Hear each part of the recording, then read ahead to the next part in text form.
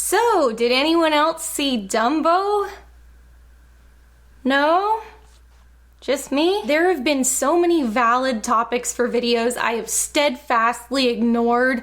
Good clickbait, could have even been on trending. I've ignored at least 3 Marvel movie releases. I've never talked about Game of Thrones. But no, I want to talk about Dumbo. Dumbo 2019 is kind of a weird Dumbo 1.5 story. It does this thing where it plays out the events of Dumbo all the way through the ending of the film Dumbo, and then you realize that you're only like at the 40-minute mark and the movie is just still going and you're like, what's gonna happen next? And then you get like essentially a sequel to Dumbo. They introduce a new villainous character you've never seen before in the whole first act of the movie. Sotheby, cancel my dinner with the president. We've got business with an elephant. All of the characters move to a totally different location. They just embark on a new story that's something completely different. Think how exciting that kind of status quo breaker would have been if it was like the Beauty and the Beast movie. Belle breaks the curse at the hour mark and you're like, wait, what? Now what? I would have been so hype. Unfortunately, I don't think anyone really stands Dumbo, so I didn't see a lot of buzz around this twist. The movie has no main character. Like, you have Colin Farrell, who plays a trick-riding cowboy who has just returned to the circus from being in the war, and he's lost an arm in the war. And you have his kids, who are barely in it, and then you have Dumbo. You can't really get in the head of Dumbo. Dumbo's not really a main character. He's kind of like watching a human toddler. It's just not clear at any given time how much he even understands of what's going on around him. You care about Dumbo, and you want him to succeed because he's a baby and an elephant, and he's very cute. Elephants are just inherently cute. If you want drama in your movie, just write in a sad elephant. It's not a testament to the movie's quality if it can make me feel sad for a sad elephant. You could just show me a picture of a sad elephant without context and I would feel sad. I guess elephants aren't very like facially expressive, so you could just show me a picture of any elephant and point to it and be like, it's sad. And I would be like, oh no! The best character in the movie is this carny worker who fervently and inexplicably hates Dumbo and all other elephants, which is why he got a job working with elephants. When we're introduced to him, he's already beating the elephants. His life's mission is just to be mean to elephants, to be mean to Dumbo. And like, I respect a man who knows what he wants. All of his lines are gold, and he's giving it 110% every single time. His best line is when Dumbo is being booed by the circus crowd for being ugly. This evil-looking carny runs out of the big top and goes out of his way to go into the trailer where Mama Jumbo is being kept, and he's like, they're making fun of your ugly baby. Who will save him now? It was incredible. Next Academy Awards, Best Supporting Actor. I was sad that they killed him off early, but he did go out in a blaze of glory. He, via 4D chess, appeared to willfully sacrifice his life in order to frame Mama Jumbo as a rampaging elephant. He died the way he lived, ruining the lives of elephants. I love the discerning circus goers who actively heckle a baby elephant, especially since this same crowd of people have just paid to see a human freak show, but bring Dumbo out with his freakishly large ears, and that's a violation of nature. I was majorly confused at how these people would have any metric to even measure elephants by.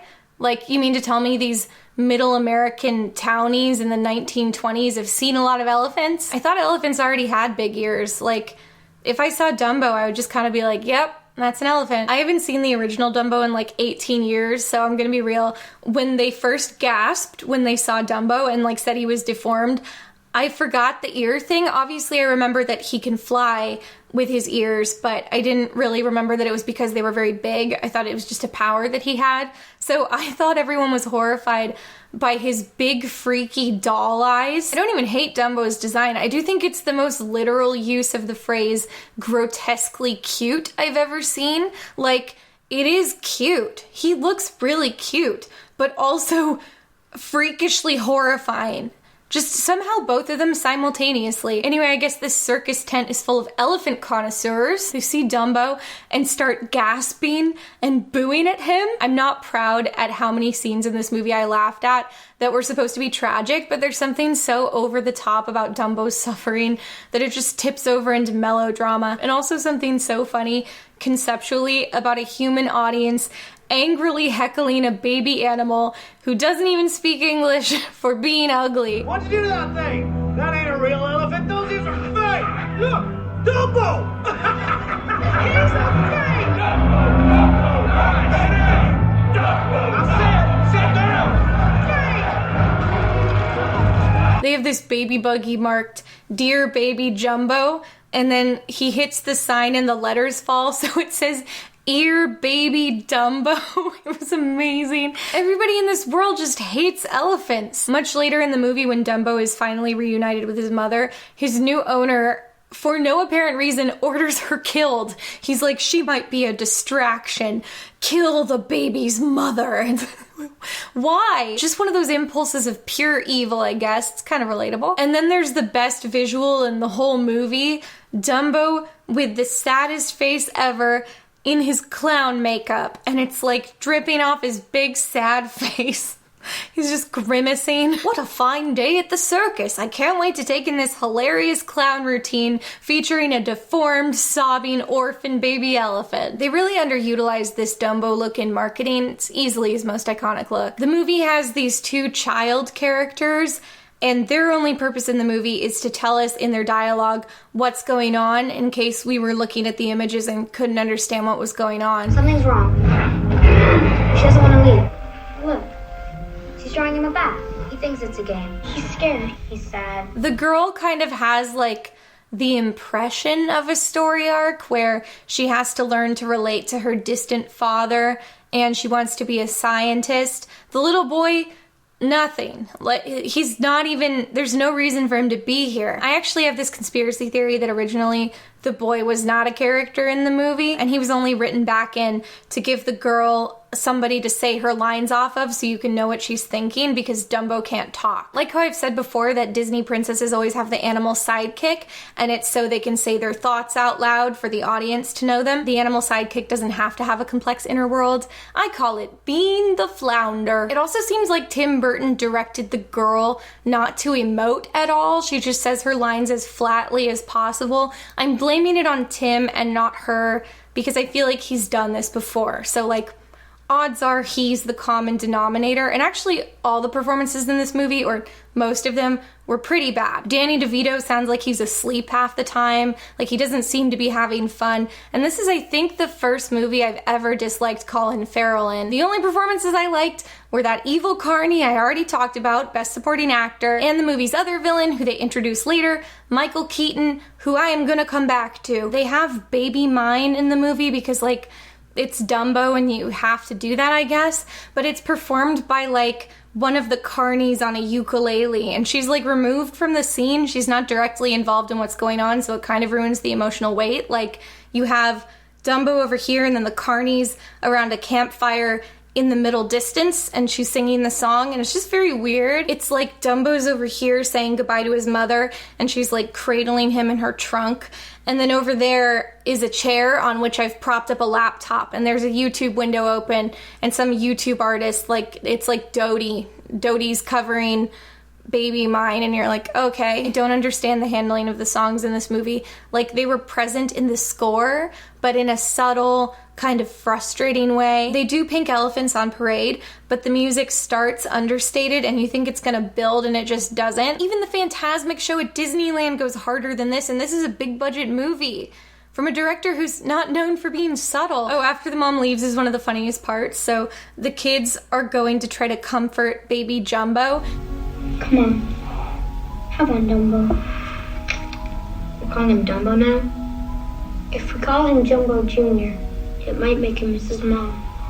But yeah, that makes sense. You don't want to remind him he's an orphan, so permanently changing his name to Fatface McFreaknose is the kinder alternative. Okay, so obviously I have to talk about the Disneyland stuff. So Michael Keaton plays this big bad businessman who...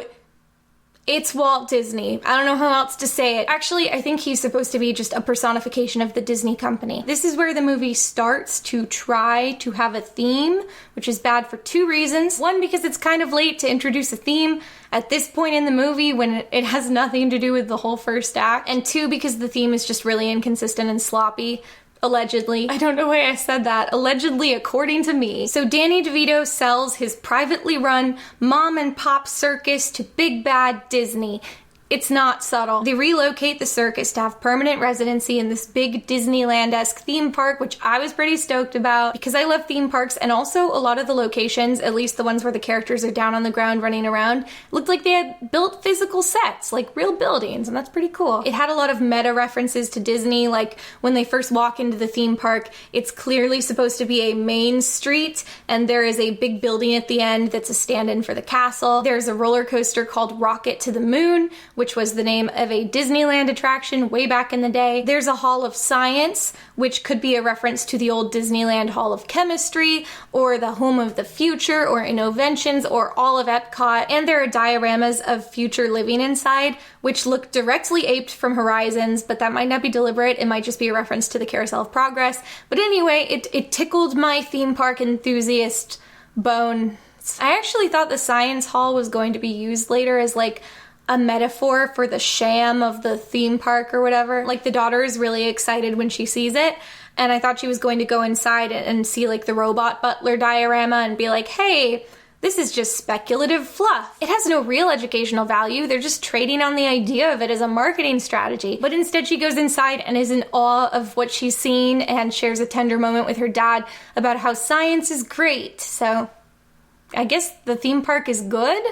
Is the theme park a force for good? Actually, that reminds me of my favorite scene. It was so weird. There's this moment where Colin Farrell can't find either of his children. So there's a long sequence of him running through the theme park and he's shouting their names like boy child, girl child. I don't remember their names. And then we get the best scene. He walks into a room and Eva Green is there and she has found boy child and she's like cradling him. He's asleep and she's like, don't worry, I found him. He's asleep. And then she goes, you know, you don't have to be perfect for your children to like you.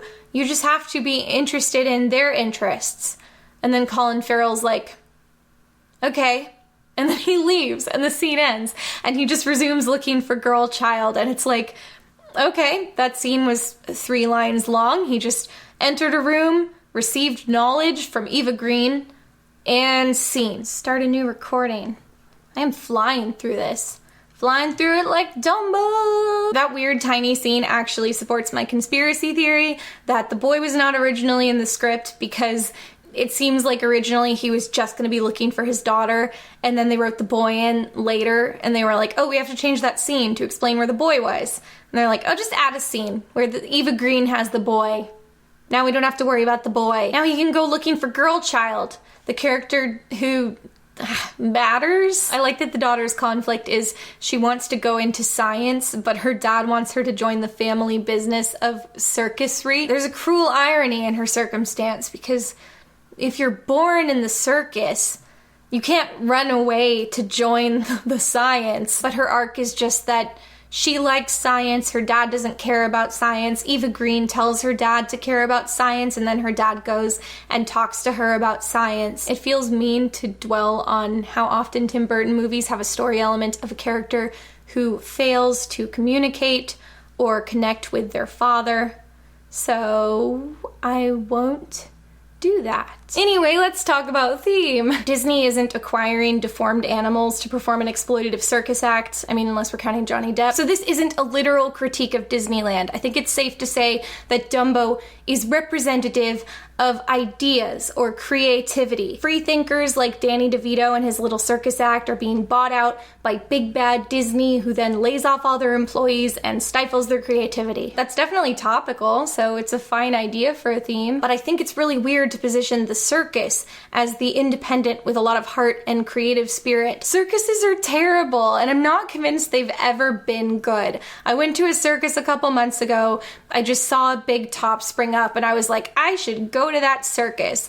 And it was awful. It was like a talent show. Like they brought out a gymnast who looked like she was 16. She started doing her routine and she messed up. And the announcer came out and was like, she would like to start over, and then she did, and like the audience, you could tell they just wanted it to be over. They stopped the show every 10 minutes to bring out men with balloon animals for sale and remind us that there were also hot dogs. But that's circuses, man. That's the genuine circus experience. Circuses are all about putting up a big tent so you wonder what's inside, and then when they get your money, they don't care what's inside. They already got paid. And that's what Tim Burton is doing here. He must have known when he made Dumbo that it wasn't going to be an enduring classic. Who among us is going to buy Dumbo on Blu-ray? And if you wanted to have an anti-corporation message, why not have it be like elephants in the wild versus elephants in the circus? Just have the circus be the bad guy. You can't have circus versus theme park. It's very confusing. How did I forget to put this in the video when it's my favorite thing that I own? The story doesn't even succeed at integrating the theme. Maybe they could have without the first act, but as it stands, we're supposed to feel super sad about Danny DeVito shutting down his circus. His circus abused baby Dumbo just as much as Michael Keaton's operation, if not more. They put the baby in clown makeup. They separated him from his mom. They kept a man on retainer whose only workplace skill was beating elephants. They almost burned him to death in front of a live audience with a shoddy stunt routine. You can't have a first act playing the story of Dumbo straight and then a new second act celebrating the free-thinking small business of the circus. And then to make it more confusing, the ending sequence is Danny DeVito rebooting his circus, but now making it animal-free. Animals performing in circuses is a huge faux pas now. No one is doing it anymore. The Ringling Brothers went out of business in 2017. Cirque du Soleil, which is, to my knowledge, the only popular circus left in America, just uses human acrobats. They don't use animals. Well, it has one show that uses horses, but Danny DeVito's circus at the end also used horses, which was confusing. I guess this is a world where elephants, crocodiles, and mice all have near human intelligence, but horses are just horses. So what's the theme? Is it anti-big corporation? I don't know. You're the one cashing the checks, Tim. You've been doing it for years with those horrible Alice in Wonderland movies. Is it about animal cruelty in the circus? Because if it is, this movie must have been in production for a long time. Is it about science being good? I mean, sure. It's as much about that as anything else. You know what this movie is really about? It's about Nutcracker and the Four Realms. You remember that movie that Tim Burton put out last year? But wait, it wasn't Tim Burton. It was two other directors that Disney got for cheap. It's easy to mix them up when it's told in a CGI candy-colored fantasy world, based on a children's fairy tale retold with a dark twist, with a big-eyed, pretty female lead doing a British accent who dresses in gauzy princess dresses, but then in the final battle changes into like a cool soldier uniform to show that she means business. Nutcracker and the Four Realms was Disney experimenting after the success of the live-action Alice in Wonderland movies. The experiment was to see if they could make a film franchise using the late Tim Burton Alice in Wonderland aesthetic without the expense of hiring Tim Burton. The answer is they probably could, but the Nutcracker wasn't it. I think they were just overly literal on which parts of the formula they were trying to bottle, and also nobody cares about the Nutcracker. I'm just saying Dumbo's script feels like it underwent a lot of hasty late-game changes, and Nutcracker was publicly announced at D23 in July of 2017, and Dumbo began filming in July of 2017. Speaking of 2017, I like imagining that Tim Burton was like on set in his director's chair when he received the news about the Ringling Brothers closing, and he like spits out his coffee like, what am I gonna do with my circus movie? So anyway, I think Tim noticed about Nutcracker and what they were doing, and I think Tim was angry. And then he made Dumbo. I think the real theme of Dumbo is just Tim is working through his feelings about that stunt you tried to pull with Nutcracker, Disney. Oh, I forgot to talk about how Colin Farrell lost his arm in the war, but then is like super shady about talking about the war, and when he comes back and he's in the circus act again, he's like wearing disguises, and then there's a scene where two guys recognize him and call him by name, and then he hides his face and he's like, no, that guy died in the war. And it's like, what is he trying to hide? I thought there was going to be something about how like he was wrapped up in shady business, or maybe he didn't even go to war, or maybe he was a deserter, but then it just never came back again, and I'm like, did Tim forget? He just didn't write the end of that story? What was going on? And Danny DeVito is running the Medici Brothers Circus, and like on the signage there are two brothers who are twins, and I was like, oh, Danny DeVito's gonna play two characters, but then instead it's revealed that that's a fabrication and there's just one of him. He's pretending in the show to be two different people, and I was like, oh, that's a fun like weird quirk, communicating that he's like a circus charlatan, so that's kind of fun. But then later Michael Keaton is trying to sign him, and he's like, I know you always wanted a brother, and I'm like, what? what? And then it never comes back. Anyway, I'm trying to wrap up my thoughts about Dumbo. First, I'd like to conclude with a list of my favorite lines of dialogue from the movie, which were a constant source of joy to me. These are all real lines. I made notes. The elephant is going to Nightmare Island. Dumbo, Prince of the Elephants, I command you to fly with me. Let's get ready to Dumbo. You beautiful one-armed cowboy, you've made me a child again. I guess I can say that I highly recommend Dumbo. It was a good time.